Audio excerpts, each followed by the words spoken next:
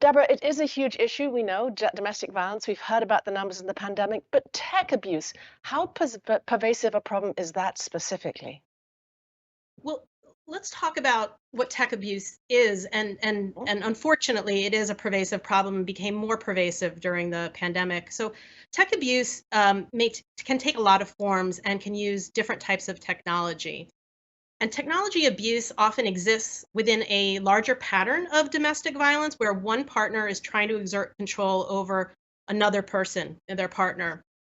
And it usually does go alongside with other forms of abuse, such as physical or emotional or financial abuse. And it's very interconnected with those other tactics.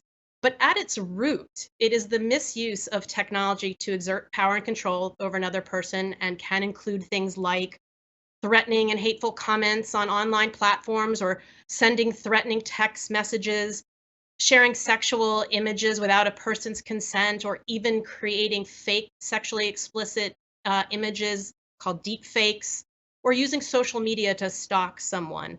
The behavior is really more than someone saying something that you don't like, but can include threats for sexual or physical violence and can cause great personal and economic damage.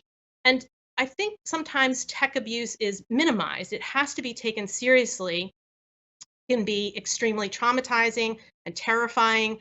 People can feel now that we're online, most of our lives are spent online. People can feel that it's impossible to get away from it. It can ruin a person's reputation.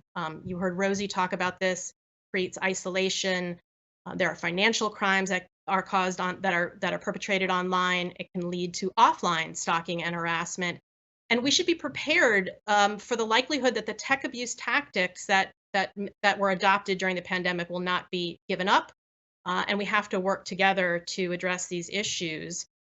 We conducted, NNEDV conducted a needs assessment. We saw an increase of online abuse in the field over the pandemic. In December of 2020 and January of 2021, we surveyed victim service providers and those working in legal systems to learn more about the types of tech abuse they were hearing about from survivors. And over 1,000 folks responded.